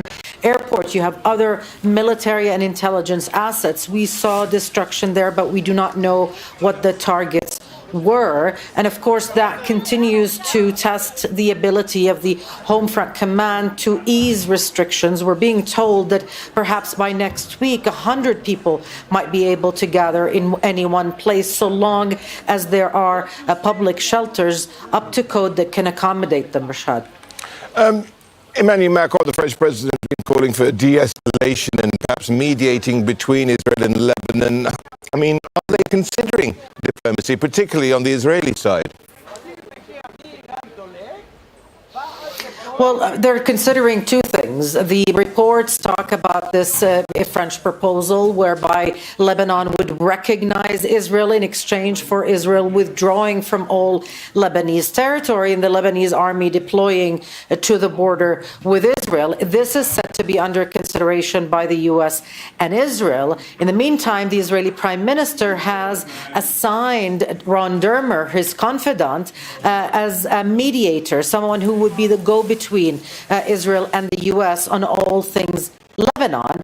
This while the cabinet is considering sending more troops and giving the marching orders for the occupation of 10% of Lebanon all the way to the Litani River. Interestingly, Rashad, 48 years ago today, Israel did just that, occupy that part of southern Lebanon all the way to the Litani. That lasted only a few days, and Israel was compelled by the UN Security Council to withdraw. No such pressure right now is felt by the Israeli government, who doesn't even feel that Washington will really apply a lot of pressure on Israel to do something it's not comfortable with. Noor, thank you. Noor Ode there joining us from Ramallah. Right, Israeli forces continue to launch airstrikes on several areas of Lebanon. Most attacks on Saturday night are focused in the south of the country, with the army claiming it's targeting locations linked to Hezbollah. This is the aftermath of an Israeli attack on the town of Jazeera. Video from the scene shows a building completely destroyed and debris scattered into nearby property. In nearby Sidon, 4 family members were killed in an earlier Israeli airstrike. The attack targeted a specific house and sparked a fire on the second floor. A relative says no one in the family was part of any political party. The UN Secretary-General is in Beirut, which has, of course, also been under repeated Israeli attacks. During a news conference, Al Jazeera's Bernard Smith asked Antonio Guterres about the legality of Israel's forced evacuation orders across Lebanon. As a matter of fact, evacuation orders in a situation where so many vulnerable population exist in the areas that are asked to be evacuated does not create enough security for civilians. And whatever does not create enough security for civilians inevitably becomes in violation of international humanitarian law. The protection of civilians is the maximum responsibility of any country at war. And it applies in Lebanon today as it applies everywhere in the world. As Israel expands its attacks across Lebanon, there are now fears of an escalating ground invasion. Zina Khoda reports from Beirut. Israel is warning this is just the beginning. There's been hundreds of airstrikes in multiple locations. Nearly 1,000 people are killed. Civilians are not spared in what Israel calls its war against Hezbollah. Week 2, and the toll keeps climbing. 2,000 people have been wounded, more than 300 of them children. When the missile came, it shook the building. It hit our neighbours. The glass, stones, and everything fell on us. Doctors are concerned about dwindling resources with the mass influx of casualties while treating chronic and other conditions. This war is very harsh. If we compare it to the 2024 war, we are receiving many civilians. A ground invasion appears to be next. Israeli troops have been reinforcing their presence along the border and operating in villages inside Lebanese territory, preparing for what could be a major military operation involving creating a kilometers-deep buffer zone. They've begun targeting bridges as part of a military strategy to disrupt the movement of Hezbollah fighters and weapons who continue to fire rockets across the border and engage with advancing troops. The Lebanese government, which misled and failed to fulfill its commitment to disarm Hezbollah, will pay increasing costs through damage to infrastructure and loss of territory until Hezbollah is disarmed. International aid agencies are warning Lebanon is facing unpredictable challenges as conflict, mass displacement, and the lack of humanitarian resources converge. Nearly 1 million people have so far been displaced in the latest confrontation between Israel and Hezbollah. Prime Minister Nawaf Salam says that's 1 in 5 people in Lebanon. He's also warning that Lebanon is facing one of the most dangerous chapters in its modern history. The government and the army are under Israeli and U.S. pressure to confront Hezbollah. Doing so could lead to sectarian strife. Hezbollah is still defiant, warning Israel it is prepared for a long confrontation. But this is coming at a cost for a nation where many have still not recovered from the last war 2 years ago. For Mohammed Ta'i, he has already lost it all. 4 daughters, his mother, brother, brother-in-law, and nephew killed in one strike in southern Lebanon. The Israeli military comes out every day saying that it's striking infrastructure. Is this the infrastructure? I've lost my 4 daughters. The eldest was 13 years old. The youngest was 6. My nephew was 12. My brother was killed. My mother was killed. My father and my brother-in-law were killed.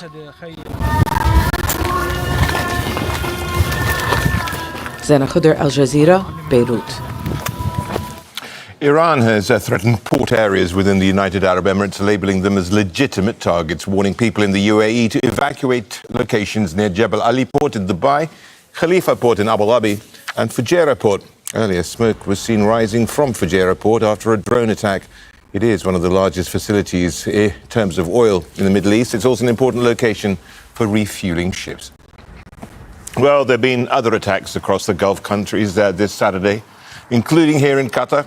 Victoria Gatenby joins us now live from, well, right here in Doha. Victoria, Iran directly threatening the energy facilities of the region. What can they do to protect their interests? Well, Gulf countries rely on a layered air defense system, so they use the US Patriot system and the THAAD system, and they have both been really effective, over the past 2 weeks in intercepting missiles and drones. They've intercepted thousands of drones and hundreds of ballistic missiles across the GCC. But you only have to look at what happened at Fujairah Port earlier today on Saturday to see that even though those missiles and drones are intercepted, the debris that then falls can cause, for example, a fire, or they can, hurt or injure people or cause damage to buildings. So it is a real problem, and it is affecting the energy infrastructure here. In Qatar, they have temporarily paused liquefied natural gas production because they say they need to protect the vital energy infrastructure and, of course, their workforce. Well, let's get over to Asad Beg now. He's live in Erbil, in the semi-autonomous Kurdish region of Iraq. Asad, we had an attack on an energy facility. What more do you know? What I can tell you is that there was a drone strike attacking the Lanaz oil facility on the outskirts of Erbil. Now, that attack triggered a fire, and authorities have suspended activity there whilst they assess the damage.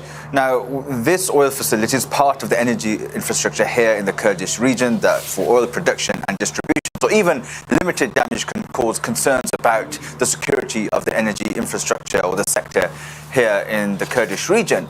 Now, there has been an increased number of drone strikes and missile strikes taking place over the last few days, targeting military bases, airports. We understand soldiers have been injured.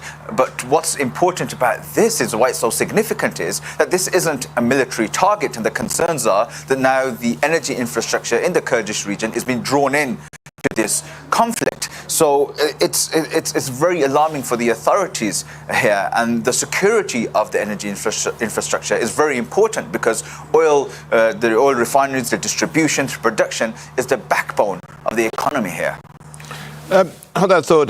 Victoria, I mean, an attack on an oil facility there in Erbil, I mean, this is really what we've been seeing in the Gulf region, haven't we? Yeah, that's correct. And we're just hearing news out of Kuwait that there has been a drone attack on its international airport, and the radar system there has been damaged. In Jordan, we're hearing that in the northern city of Irbid, that place is under attack. And in Saudi Arabia, they have been dealing with a wave of drone attacks today, 20. In fact, most of them hitting or being intercepted in the eastern provinces, but 2 in the empty quarter, that's by the Sheba oil field that has been consistently targeted by the Iranians over the past week in order to disrupt this region's energy facilities. And there was one ballistic missile that had to be intercepted as it was targeting an airbase in Saudi Arabia. So despite the GCC calling for de-escalation and dialogue, these attacks across the GCC countries continue today. Let's get back to Erbil and Assad. Several attacks on US and Gulf diplomatic offices there as well. I believe the Baghdad embassy the US embassy was attacked, and the UAE consul in Erbil. Yes, the UAE consulate here in Erbil was hit with a drone strike, we understand, and 2 people from the security detail were injured. Now, Erbil authorities here have condemned those attacks, and they've called on the authorities in Baghdad to rein in some of these groups. But that's very, very difficult because the Popular Mobilization Forces fall under the Iraqi military. They receive state funding, and any attacks against them by the US or Israel are condemned by the politicians in Baghdad. But at the same time, these groups, some of these armed factions aligned to Iran, are also carrying out attacks against infrastructure in the Kurdish region, military facilities, and obviously this consulate. At the same time, the US Embassy has now issued an alert warning its citizens to leave immediately, citing continued missile, rocket and drone attacks across the country, including in Baghdad's Green Zone and here in Erbil, because we saw that strike earlier on, the missile strike on the US Baghdad embassy compound, apparently hitting the CRAM air defense system. So this goes to highlight how increasingly Iraq is being drawn into this wider regional conflict. Thanks very much indeed, Asad Beg there in Erbil and Victoria Gatenby in Doha. Now, with tensions in the Gulf region showing little signs of easing, so is the impact on global aviation. The Middle East serves as a crucial transit route for travellers worldwide. But, of course, that disruption has left tens of thousands of people stranded and simply unable to reach their destinations. In Thailand, which is arguably the world's most popular tourist destination, more than 400 flights have been affected. From Bangkok, Tony Cheng has this report. It was supposed to be a couple of months' escape from the bleak British winter for Sam and Mark. Instead, they're now worrying about how to get home. Their original flight through Doha has been cancelled, and they've no idea when a new seat will be available. The frustration mainly is through the communication, and I would have thought since COVID they might have had a better contingency plan in place. The beaches of Southeast Asia are a popular choice for tourists seeking to escape the cold weather. Few would have imagined that the war in Iran would impact their plans. But 20,000 flights have been cancelled globally in recent weeks, leaving more than 400,000 people stranded. Hi everyone, update on Brits stuck in Thailand. Many passengers, frustrated by the lack of information from airlines and governments, have turned to social media. Right now there's a lot of misinformation circulating. The media are saying a small number of flights are leaving Doha and Abu Dhabi, but if you actually check the departure boards in the airport, transit flights remain cancelled. The Thai government's offered financial assistance to some passengers, but stiff requirements mean few will qualify. Visas will be extended, they say, but information is scarce. It's estimated that clearing the backlog of passengers who are currently stuck here could take as long as a month. But the bigger problem for Thailand is that people start to make bookings for a perfect summer holiday on a paradise beach in Southeast Asia. They're not going to want to travel through the Middle East. Tony Cheng, Al Jazeera, Suvarnabhumi Airport, Bangkok.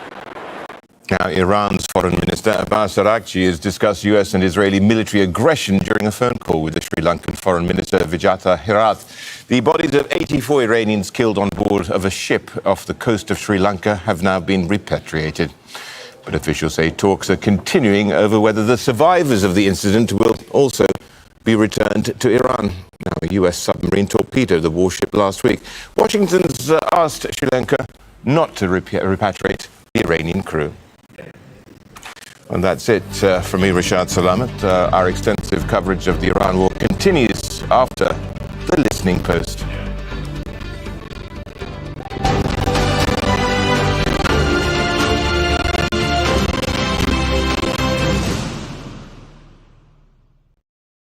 The latest news as it breaks. The war has even split Trump's MAGA base, with some of his hardcore supporters saying he's gone from America first to Israel first. With detailed coverage. The Sri Lankan Navy have been working in the seas to try and recover as many survivors and bodies. From around the world.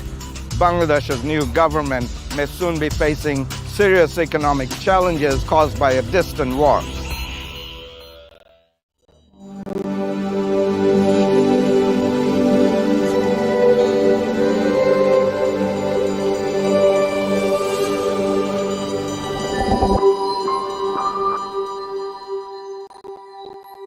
We're looking at the war in Iran from multiple angles, starting with what the White House is saying about America's strategy.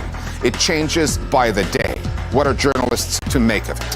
Why have the Iranian authorities maintained their large-scale internet blackout in a time of war? They insist they have their reasons. Why is Israel saying that certain Gulf states are on its side? Is anybody buying that? Plus, the AI angle. We have a complete muddying up of who made the decision to kill to begin with. How is that technology being used to target Iranians? And are we approaching the end of accountability?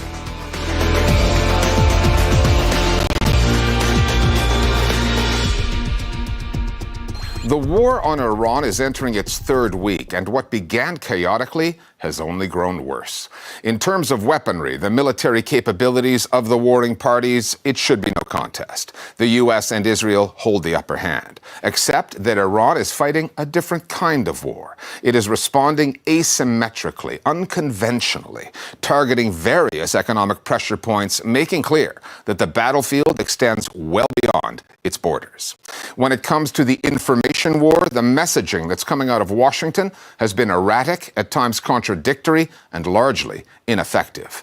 Tel Aviv is fully engaged on the propaganda side, pushing, amongst other things, a far-fetched narrative relating to the Gulf states, Arab ones, implying that they support Israel in this war. The denials from those states have been quick in coming. If you are having difficulty keeping up with it all, you are not alone. Censorship, varying degrees of it, has been imposed in the countries at war, and coupled with the propaganda that's out there, news consumers are dealing with a maze of information. This was the week that the war the Americans and the Israelis launched against Iran grew significantly more global. An emergency meeting of the United Nations Security Council underscored that. The draft resolution has not been adopted and reinforced just how powerless the UN is to end the fighting. The worst of the collateral damage has been economic, and it extends well beyond the Middle East. The war has disrupted, in some cases upended, global supply chains. It has rattled stock markets and pushed up the cost of energy, affecting what people, including Americans, will pay to heat their homes and what they are already paying at the pump. Iran is trying to wage war against oil prices. If Iran could raise the price of oil to $100 a barrel, it inflicts equal or more damage to the United States than American bombs do to Iran. So Iran is fighting on a very different battlefield. It's fighting against American economic power. It is a war that ultimately will be decided by whose threshold of pain is higher. Asymmetrical forms of warfare are challenging for news consumers to grasp.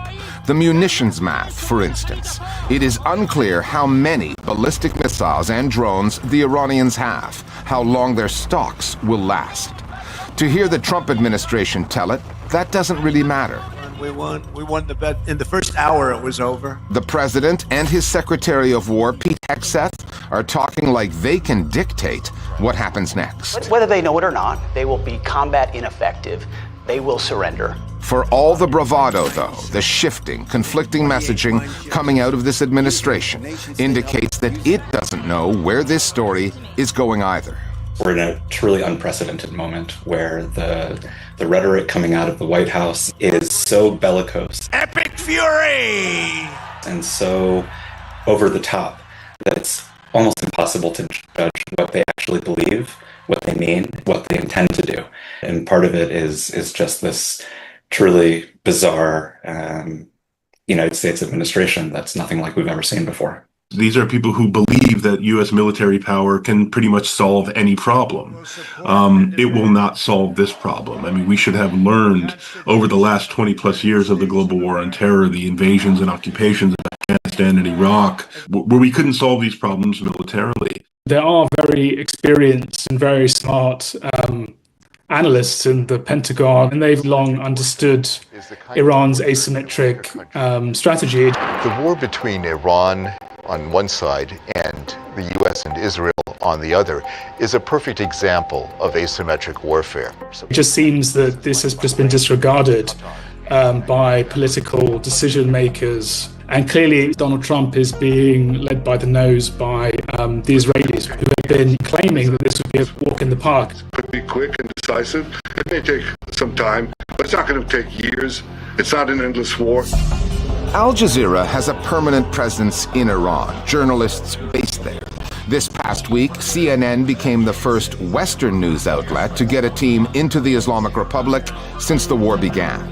That presence matters, since some of the images CNN has been beaming out challenge the narrative coming out of Washington, Tel Aviv, and on occasion, CNN's own studios in the U.S. Now Iran is firing missiles at Arab countries. If any other country did that, I think there'd be a huge hue and outcry and huge marches in the streets. Although most American news outlets have not been as complicit in selling this war as they were in 2003, when U.S. forces were targeting Baghdad. Compared to the Iraq war, the American media is being much more critical because of the completely unclear messaging coming from the Trump administration. We didn't have a clear answer to the question, what constitutes success in this war, when we went into it, and so now we don't know how to get out of it. They're giving contradictory answers the whole time. We're hearing a lot of dissent from within Congress. President Trump is lying to the American people about this war. And that validates and gives permission to the media to be more critical of this war. And it's reassuring that CNN is broadcasting from Iran. The Iranian regime understands that the images of the people who've been bombed are always going to elicit more sympathy than the country dropping those bombs. The media was very quick to ask questions about why are we in this war? What is the justification? Peter, have you ever seen an administration launch a preemptive war with this sort of third-party defense reasoning? But the media is not questioning enough about how this war is being conducted. They're not asking, show us what damage have been done to military bases. There's too much accepting what the Pentagon says at face value. On CNN, you had an Israeli government-affiliated analyst to explain what the Iranian people are thinking and how much they really support Americans and Israelis. By and large, the responses from Iranians that I've spoken to has been overwhelmingly in favor of the United States and Israeli action on the ground. This is just absolutely absurd on its face. But the good news is that fewer and fewer Americans actually pay attention to this stuff. And I think the fact that this war is so unpopular is a reflection of that. While letting foreign journalists in, the Iranian authorities are still keeping foreign news content, including Western propaganda, out. But that is just part of the rationale for the continued clampdown on the internet. Restrictions put in place during the anti-government protests across Iran in January. Iranian officials, however, are able to get the word out, messaging Americans and Israelis, telling them that Iran and its counterattacks are just getting started. Iranian citizens can still communicate with each other online, but only about 1% of normal internet traffic there is currently reaching the outside world. It makes it much more difficult to communicate, but Iran does have a national internet, which people can use internally. It's the access to the outside that they've cut off. And the reasoning for that is that they're trying to control the way in which social media, propaganda, satellite televisions, etc., can influence Iranians' reaction to the war. In recent few years, social media and satellite television outside has been quite influential with the Iranian public. And also the internet can be used for information gathering in war by Israel and the United States. So they're trying to blind the US and Israel from being able to use Iranian internet to conduct the war. That the United States and Israel have weaponized Iran's internet infrastructure against it to undertake cyber attacks on banks and financial institutions, on vital and critical infrastructures. So that's important. And various sympathetic pundits obviously have access to the internet and come on Western channels and articulate their position. Well, Iran is hammering the Israeli regime in retaliation for its atrocities. But internet access becomes quite uneven in these contexts. And so it means that our picture is going to be stilted and it's going to be fragmentary. Meanwhile, in Israeli media and political circles, another narrative has been put out there on where the Gulf states really stand on this war. The media side of it started with the Jerusalem Post, reporting reporting that Qatar and the UAE, states that have had their issues with the Islamic Republic, had quietly joined the Israelis, launching covert attacks on Iran. The Israeli ambassador to the UN went on air with that, telling Israel's Channel 12 about supposed coordination with those governments. יש קשר שקט, ואני מכבד את זה. הם לא רוצים להיראות שהם עובדים איתנו בצורה גלויה. The Qataris and Emiratis quickly denied that, insisting that their militaries are engaging with Iranian drones and missiles entering their airspace, but that it's all defensive. The Israelis are well skilled when it comes to disinformation, how to confuse, divide, and conquer. This latest tactic, however, is unlikely to work, given the Gulf states involved, their domestic politics, and recent history. It's very, very unlikely that we'll see Gulf states join an Israeli-U.S. war effort against Iran, especially in the wake of Gaza. Saudi Arabia and others are quite conscious of the anger that their own public still have against the U.S. and Israel for the genocide in Gaza. The attack on Doha back in June, the so-called 12-day war, was a wake-up call. Even for countries that are not huge fans of Iran, they don't want to live in a region where Israel dominates and attacks at will. Whether they're true or not, I don't think that the leaks of various actions taken by Gulf countries in this war are intended to harm those countries. They're intended primarily for domestic Israeli consumption, to make Israelis feel better about the prospects of success.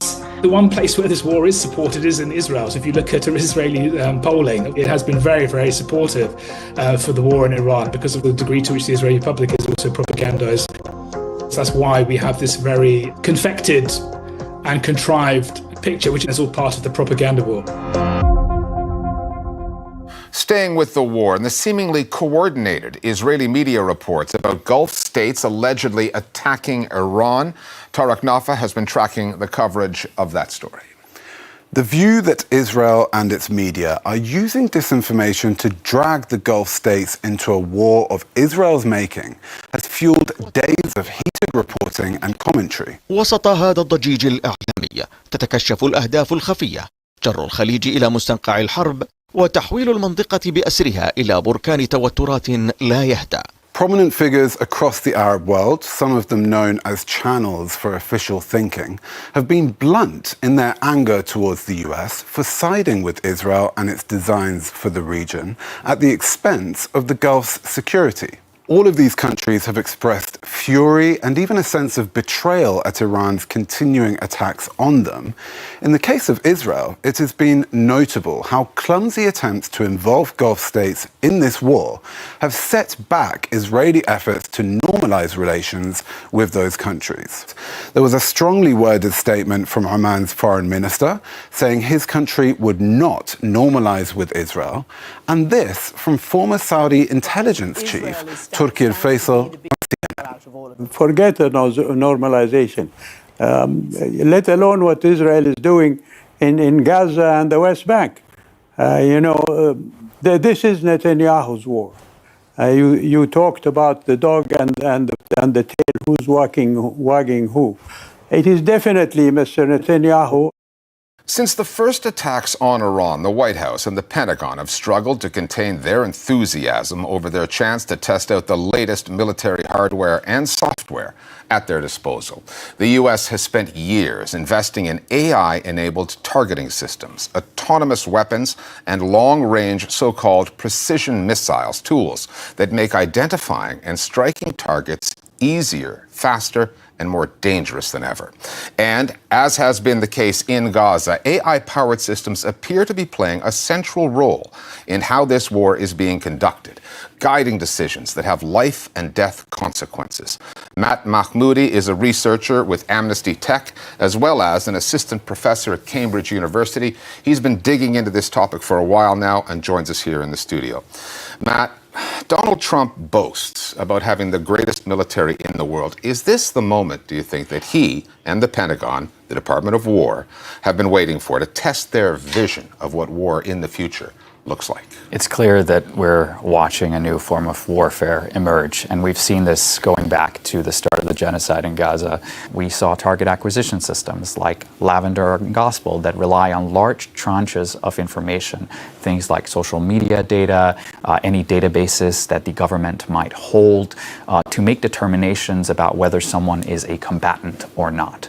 In the context of what we might be witnessing here in Iran and the Middle East through the use of a large language model, we're seeing a lot of those same technologies packaged together in a effectively chat prompt-based interface that allows the military to go in and simply put in a human speak level prompt that asks for particular targets to be generated that have particular characteristics. There is this zealousness and overzealousness with the even idea that you can simply have a quick in and out strike through the use of artificial intelligence systems. Of course, it is an opportunistic moment that the US government seems to have taken. And we've seen this also through their relationships with tech companies who were all too happy, even just before, days before the war, to provide their technology, no questions asked, until the very, very last moment.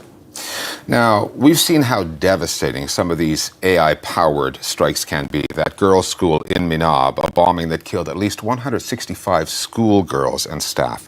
From what you are seeing, how lethal, though, how accurate, and just how autonomous are these systems?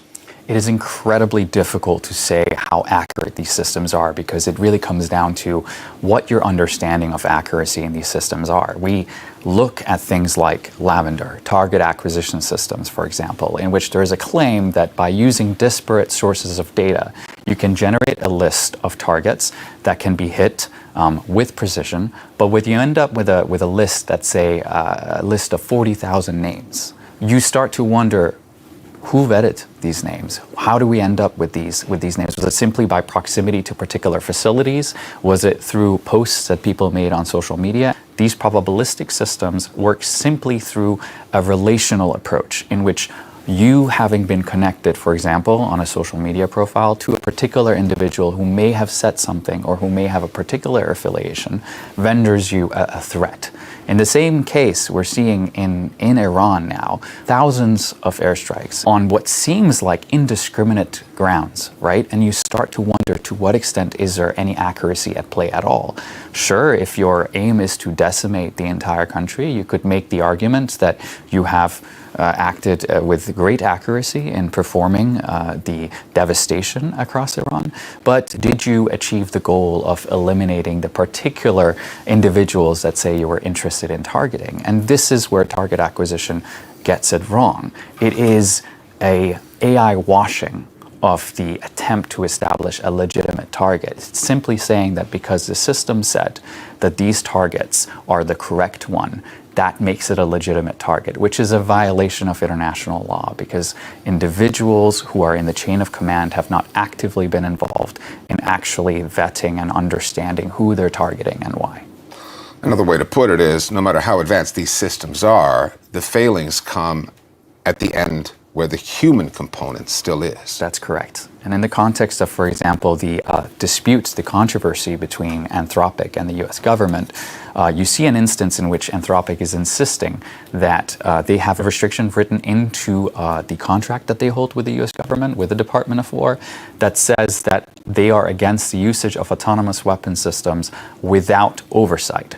However, at this rate, oversight can be defined in any number of ways. The US government can say that somebody had a look at the list of targets for 15 seconds, for 2 minutes, and they deemed that as sufficient without ever having interrogated how the particular large language model arrived at the actual list in the first place. So the oversight itself is incredibly permissive. So Anthropic's beef with Trump and Trump's beef with Anthropic, we read about that, we saw the news reports, but are they the outlier here? Are they the only ones who are fighting back?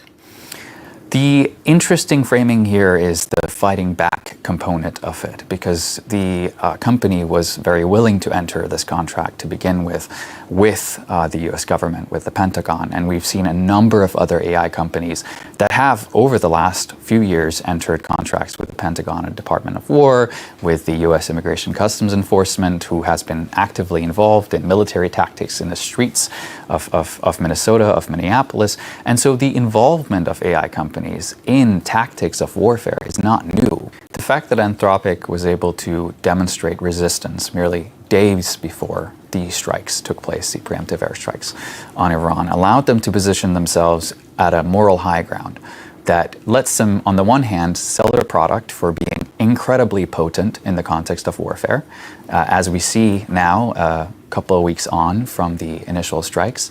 It has been revealed by reports that Claude, which is their product, may have been used in the context of the airstrikes in Iran, which again gives them potency as a brand and as a company that's developing this technology. They can also posture to the fact that they resisted the government, and in fact you should be using their product at every turn because they are the good guys in this context. And that dichotomy that they're able to balance as a company of, on the one hand, having developed a product that can be used at scale for warfare, and on the other hand also being, again, the morally superior AI company, allows them to bring in the profit, the kind of reach that AI companies can only dream of.